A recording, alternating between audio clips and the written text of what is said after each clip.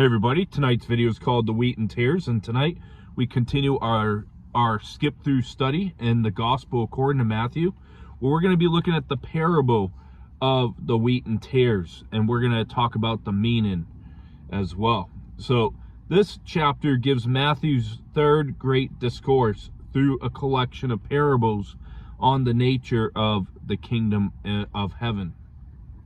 And so Matthew chapter 13, our select study today will be Matthew 13 verse 24 through 30, and we're going to look at verse 34 through 43. So we're looking at a couple sections in today's chapter.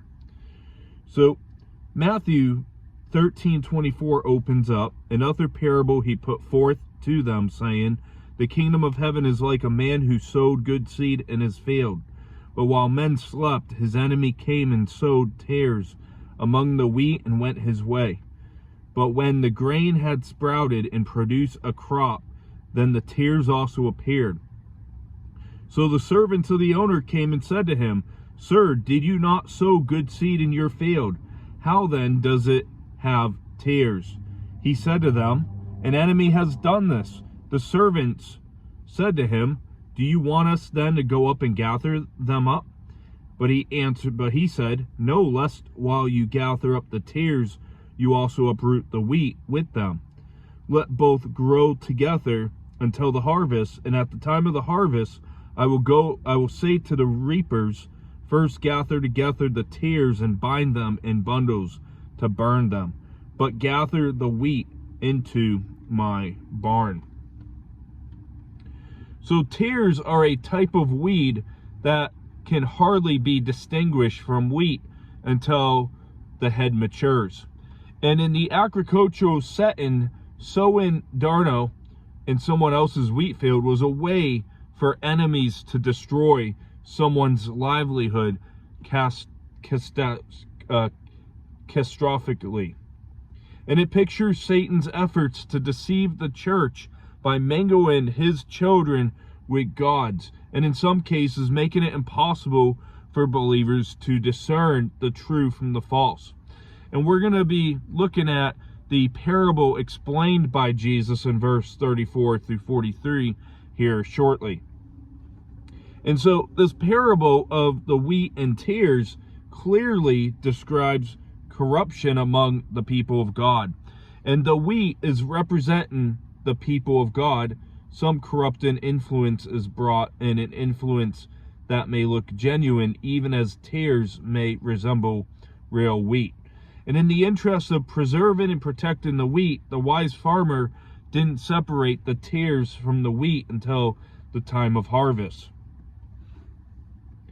In verse 34, further in the chapter head says, All these things Jesus spoke to the multitude in parables, and without a parable he did not speak to them, that it might be fulfilled which was spoken by the prophet.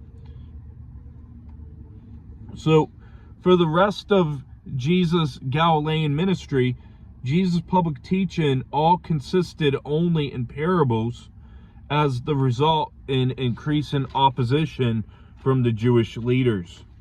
And verse 35, I'm going to go back to it and read it. It says, That it might be fulfilled which was spoken by the prophet, saying, I will open my mouth in parables. I will utter things kept secret from the foundation of the world.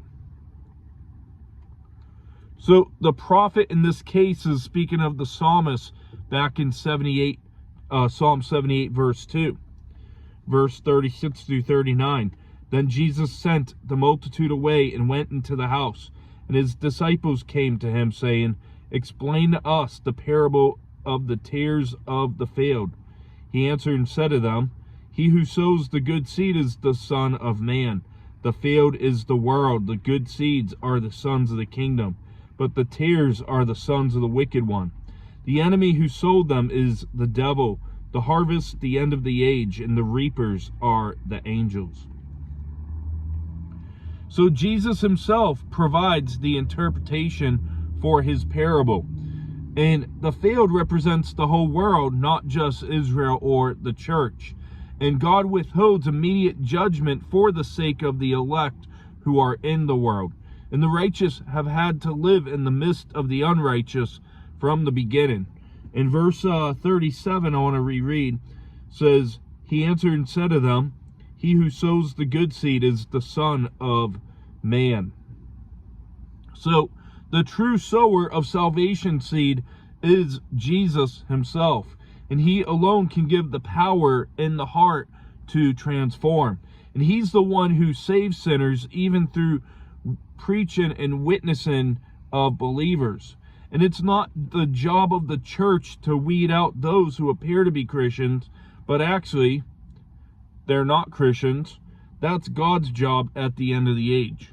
And that's why we got to be careful that we never point at people and say, well, they can't be Christian, you know, because we don't know if God's given them a new heart or not. And the enemy does plant counterfeits in the world and in the kingdom community. And being a member of the Christian community is not enough. And, you know, so at the same time, we got to realize that there are false disciples, there are false Christians among us. Verse 39 says, the enemy who sowed them is the devil. The harvest is the end of the age, and the reapers are the angels. So we often don't think about angels of God very often, but they have a special role in judgment of the world. Yet they do, and they're worthy of respect because of that role. In verse 40 through 43, therefore as the tares are gathered and burned in the fire, so it will be at the end of this age. The Son of Man will send out his angels, and they will gather out of his kingdom all things that offend, and those who practice lawlessness, and will cast them into the furnace of fire. There will be a wailing and gnashing of teeth.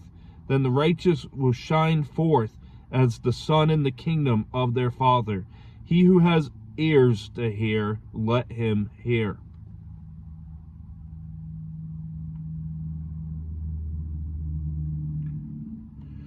So the final judgment will be a separation not only of the ungodly from the godly, but also ungodliness from the godly. And note that the Son of Man will send his angels. And Jesus clearly asserts his divine authority here. In verse 43 it said, then the righteous will shine forth as the sun in the kingdom of their Father. He who has ears to hear, let him hear. So believers already shine in that process, in that believers already shine in that they possess the Spirit of Christ and the glorious message of the gospel. And we will shine even more in the glory of Christ's kingdom and eternal heaven. And shine forth as the sun is making a reference to the promise of the future resurrection, as also spoken of by the prophet Daniel chapter 12 verse 3. And myself and my friend Brian Peckham's done a Daniel study to begin the year. I was like, I think back in March, and he kicked off the year with Daniel. But wrap up tonight, we look at the section of the parable of the wheat and tares. And verse 34-35 showed Jesus teaching in parables to be a fulfillment of prophecy. It points to Jesus as the Messiah in doing such. And the section we looked at wraps up with Jesus explains the parable of the wheat and the tares. That's going to wrap up our study for today. We'll be looking next at Jesus feeding the 5,000. So I hope that you have a great rest of your evening, and I'll let you know when the next study will be. God bless.